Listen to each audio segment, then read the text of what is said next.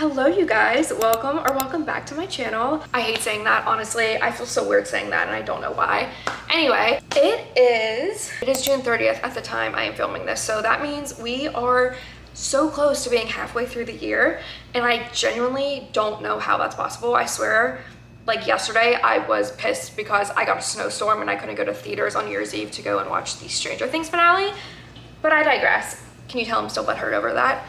Anyways, I thought it would be fun to do a little mid-year wrap-up. In the 6 months that we have had so far this year, I've read 20 books, which means I am 5 books behind schedule because my goal for the end of the year is 50 books. I think this year, honestly, it has been very much quality over quantity, and I don't have a problem with that, honestly. So I've read some really good books so far this year, and I want to go through them and tell you if I recommend them or not. I have a little stat paper here. I've read 20 books, like I said, so far this year. That is 8,434 pages.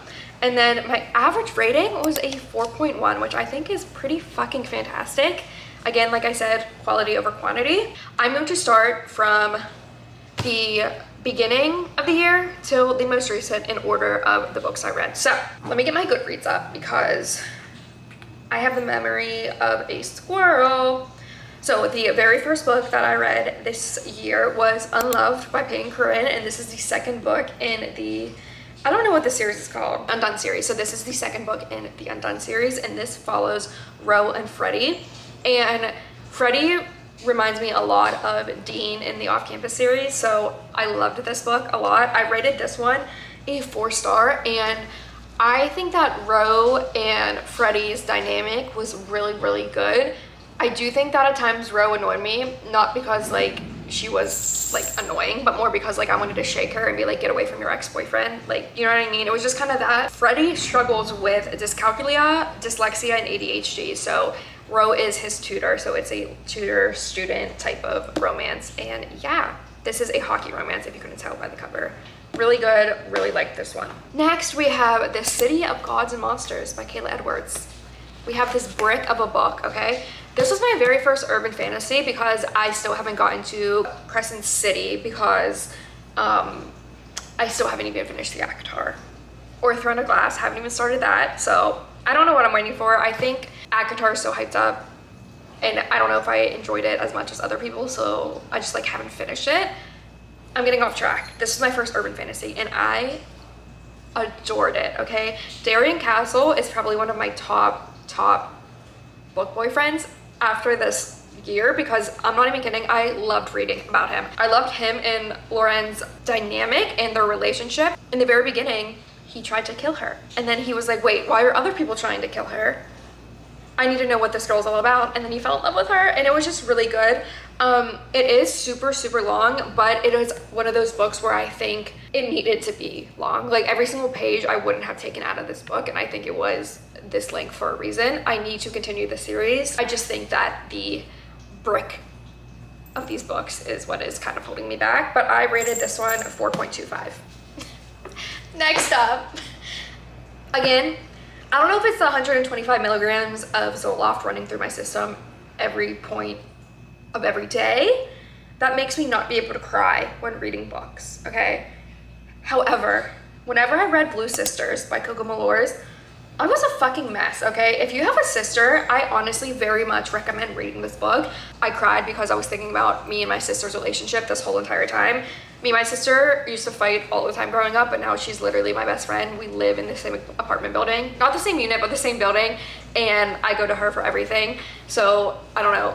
Reading about the sisters in this book was really heartwarming. There were 4 sisters, however the 3 of them are kind of struggling and navigating the loss of the 4th sister. It is very much a fiction novel. There's really not much romance in it. Love romance, very much strictly a fiction book.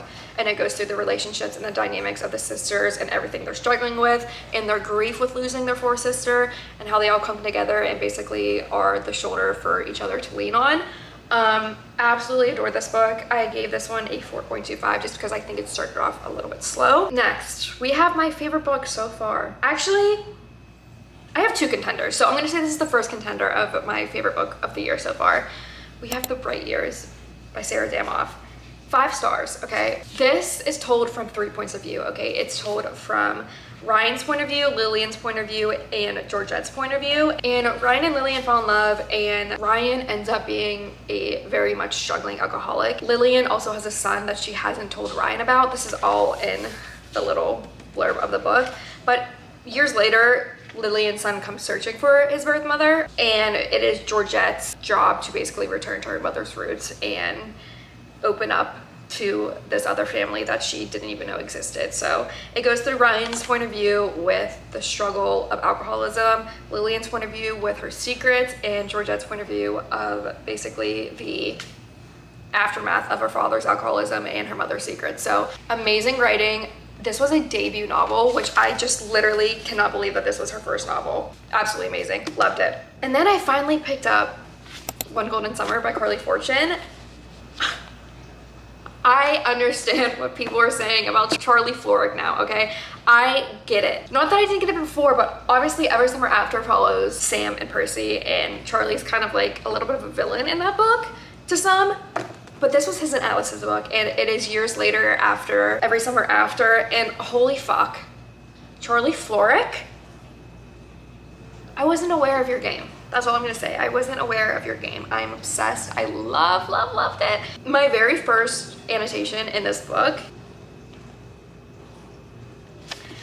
like, that hit me like crazy. Like, have you ever seen a picture or a video or something and it just like takes you back in time? Like, I'm looking at that and I'm 16 years old again. Like, I'm looking at this food that I used to eat, and I'm immediately brought back to when I was 16 years old and my mom would pack me that for lunch, you know, something like that. Like, I don't know.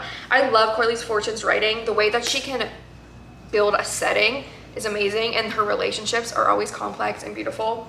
Absolutely loved it. Next, I read a dystopian book, okay? Dystopian is so back. I read this on my Kindle. It was Daggermouth by H.M. Wolf, and I rated this 5 stars because dystopian is so back.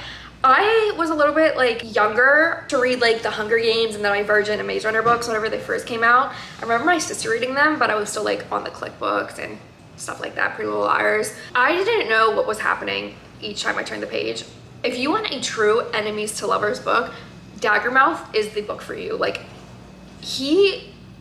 I've never read so much hate in one book, okay? The main male character is literally the executioner of this dystopian world, and our female main character sets out to kill him because the executioner above him killed her parents. So she is now out to basically get her revenge, but she gets captured, obviously. Oh my God. 5 stars, golden. Next, this is a very unpopular opinion in the book world. The Correspondent by Virginia Evans. I rated this 3.5. Honestly, I think I might put it down to a 3 because it just wasn't remarkable for me. I was bored, okay? If you don't know anything about this book, the format is letters and emails, okay? And I just didn't get the plot, and I don't think there was really a plot, and it was a bunch of letters, and I understand that people rave about this. It wasn't the book for me. I just couldn't get into it. You know what I mean? Like, there's just books that sometimes you're just not going to be able to get into that other people love.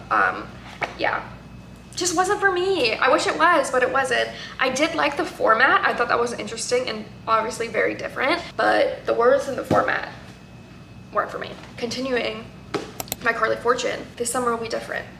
I rated this one 4 stars. I think I've now read every single Carly Fortune book except for Meet Me at the Lake because I've seen bad reviews of this one, and I hate how my brain works. If I see a bad review of something, like the majority of people say something, I'm like, oh, well, I'm not gonna like it. Even though it could be the best book I've ever read, I'll be like, well, everyone else has it, so I'm not gonna read it, which is a very toxic trait, I understand. However, this follows Lucy and Felix, and this is best friend's brother. Love a best friend's brother trope. Again, Carly Fortune knows how to make a setting. Carly Fortune knows how to do a romance. I'd say that this is my I'm gonna say this is my 3rd favorite Carly Fortune book. You'll find out what the second one is in a little bit. And then I read The Midnight Library, which I rated 4 stars because genuinely, I love whenever a book makes me question my life and my choices. If you don't know what The Midnight Library is about, our main character is Nora, and she dies, okay? Nora dies, and she is transported to this library where every single book in that library, there's an infinite amount, is what would happen if she made a different decision. So all of these decisions that she made in her life that she thought she regretted, she takes down a book and she's able to go into her life, and she basically finds out that the grass is not always greener on the other side. So this made me think a lot about my choices and my life. Everything that is supposed to happen is going to happen, and the grass is not always greener on the other side. So I genuinely enjoyed it. My mom read it as well, and she enjoyed it. And I just think the concept of like different timelines in your life is very, very interesting. So next, remember whenever I said this is a tie contender for my favorite book of the year? It's because we have May Luna, okay? May Luna reminded me a lot of the Daisy Jones and the Six book, okay? However, they both have pain. I'm gonna say that. They both have pain. This follows Carter and Evie. I'm gonna say Evie. I think that's how you pronounce it. Carter and Evie. And Evie's family is going through her old photos, and they find a picture of her with the most famous rock star ever back in the 90s. So they're like, hey mom, what the fuck? You knew Carter Wills? And she basically tells them the story. And there's family secrets uncovered. You get the point of view of Carter and Evie back then and current day. Don't expect a happy ending, baby. That's all I'm gonna say. Next, we have Unbound by Peyton Corinne, which is the third book in the series that I was talking about earlier, the Undone series. Gave this one a 4 stars. The OCD representation in this was fucking amazing. I have struggled with OCD and anxiety my whole entire life, but especially OCD. So seeing OCD representation in books lately, it's so important. I don't even think that I can talk about how important it is without getting emotional. It makes me feel seen, it makes me feel less alone, and Bennett in this absolutely was a character I related to, but him and Paloma kind of have like a secret relationship of years of trauma that run deep with each other, and it's just their story and how they come about back then and current day. And Bennett is kind of Paloma's anchor, and Paloma's Bennett's anchor, and it is a beautiful, beautiful love story. Bloom break.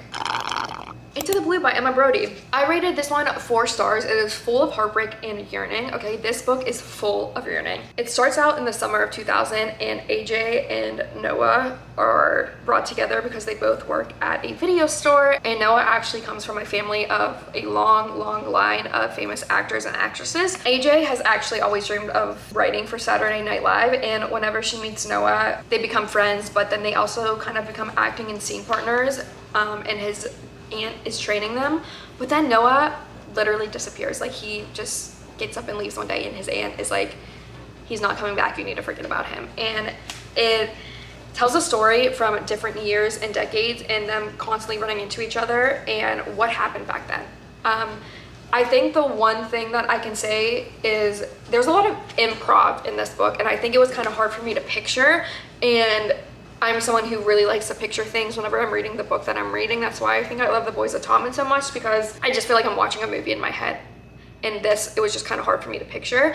However, I will say this made me think a lot about my life, and my main question when reading this book was, if I knew that the person I loved, our relationship was going to end in heartbreak, would I still continue with that relationship? Even if I knew that I was going to be heartbroken in the end, would I still want to go through with that story? That's all I'm gonna say. And then Heart the Lover, I forget what I rated this, but I'm gonna say I've rated this a 4.5. It is a very short read, but in that short read, man, is there a lot of heartbreak. Okay, there's heartbreak, there's yearning. Again, a question that this had me asking was, is it okay to grieve the person that you would have been if you were braver? This follows Sam, Yash, and Jordan, and it is kind of a love triangle, but at the same time it's really not. But I really can't say anything about this book without giving plots away, so read it for yourself. Next, I was really excited for this because, like I said, The Bright Years was literally one of my top books of this year, but we have The Burning Side by Sarah Damoff. This follows April and Leo, and the story starts off with their house burning down, and you find out that in the midst of all this, they have decided literally the night that their house burned down that they were gonna get a divorce. It's kind of them navigating their divorce and the house burning down and how they were gonna tell their 2 kids. I gave this one a 3.75 because, again, I love Sarah's writing. However, I did not believe in the couple at all. I genuinely believe that if these 2 were real people, they would have a messy divorce. there would be a custody battle and they would hate each other. That's how I feel. Next, we read Phoebe Berman's Gonna Lose It. I love Brooke Averick. If you don't know who Brooke is, she has a podcast with Connor Wood called Brooke and Connor Make a Podcast. And Brooke is one of the girls, okay? She is one of the girls. She loves fictional characters. She loves reading. She loves movies. She loves hot actors. She is one of the girls, okay? I rated this 4 stars because for a debut novel, especially coming out of the influencer space, this was really good. I don't know if you heard me say earlier, but I have struggled with anxiety and OCD my whole entire life. And her dedication for the nervous pukers, and that is me. If I have anxiety since I was younger, I can't eat anything, I will puke, okay? I'm a nervous puker through and through. And basically, Phoebe is about to be 30 and she is still a virgin. She is basically trying to lose her virginity, but she has intimacy anxiety. There's 3 different love interests in this book, and the only thing I'm going to say is the reason why I didn't give it a 5 stars because I didn't really believe in the person that she ended up with. I don't know if that's a popular opinion or not. However, the person that she did end up with, Brooke said that if she could do a fan cast, it would be Joe Keery. So honestly, 5 stars for that. And then we have my last Carly Fortune book that I read this year so far, and that is Our Perfect Storm. 4.5 stars. I've seen so much discourse around this book in negative reviews. I love a childhood friends lovers book, okay? I think that a childhood friend or someone you have known forever, that is just someone who knows you. They can see you. They say they have seen you through every aspect of your life. They've seen you since you were young. They've seen you go through the awkward teen years and tween years into high school and college. I think that a childhood friends to lovers book is so beautiful, and that was what this was. And this follows Frankie and George, and Frankie gets left on her wedding night. It is the night before her wedding, and her fiance leaves her a note, and they leave, and Frankie and George decide to go on Frankie's honeymoon together to try and cheer her up and get her moving on with her life. Again, I love Carly Fortune. Next, I read The Unselected Journals of Emma M. Lyon, and this was a disappointment. I was very excited because I love a Regency era book, and this is set in 1883. Again, with the like journal entry, kind of like the correspondent, I loved that aspect of it. I didn't understand the book. I didn't really get the plot. There really wasn't one, in my opinion. I have heard to keep going though. This is a whole series and there's gonna be like 20 books or something. This is volume 1. I just was bored and I didn't understand the plot. However, I love a Regency era. There were some things that I underlined and highlighted because I really did like the quotes in it, like this one. I look in this mirror and recognize myself less now than I did when I was a child. I suppose that happens when you've grown up and still don't understand your place in this world. So like that kind of writing, love. Book, confused. 3 star. And then I'm not gonna go too much into this one, but I found myself getting into reading slump. So whenever that happens, I try to reread one of my books that I love or a series that I love. So I started my Voice of Tommen reread. 5 stars, period. I mean, I'm not even gonna get into it. And then I am someone who always usually gets my recommendations from creators that I love. Book Talk, BookTube, Bookstagram, because I know that like, for example, me and Sarah Crowley have a very similar reading taste. But I went to Barnes & Noble and I was like, you know what? I'm just gonna browse myself. And I found June Baby in the new releases fiction section. And I really, really enjoyed this book. I gave it a 4 star. It was like, I started it in June and it was just like the perfect setting. It's set in Block Island in Rhode Island. And it's funny because I also just watched Real Housewives of Rhode Island and they had a few episodes where they were in Block Island, so that was fun. But it follows Ruth, and whenever she was younger, her mother died and her dad just wasn't coping well, so he sent her to live with this lady named Diana in Block Island. It was her mother's friend, and the book starts off with Diana passing away, unfortunately, and it just goes through her and Diana's nephew Charlie and their story, and basically how Ruth and Charlie are navigating their grief and how their lives are so different and changing. But a really good summer read. And then lastly, again, keeping 13. I have tried to basically slow my roll on my reading with the Boys of Tommen because I know what's coming and I know it's going to be Saving X. And I know how emotional those 2 books make me. They all make me emotional, but of course, I mean 5 star. I'm sorry, but the Boys of Tommen books all around 5 star. So yes, those are the 20 books I read in the first half of this year. Again, I cannot believe that it is already halfway through this year. Summer's in full swing. I'm loving my summer reading. But yeah, I'm so excited to see what the second half of the year brings for me reading wise. If you guys enjoyed this, please like, subscribe. all that fun stuff. But yeah, I'm so happy to be back filming in my reading era. Not that I ever left, it's just like, I don't know. Sometimes I can get in and out of slumps and I just don't have motivation, but I'm working on it, okay? But yeah, I'm in full swing and I love summer reading. So yeah, I hope you guys enjoyed this. Have a great rest of your day. Bye.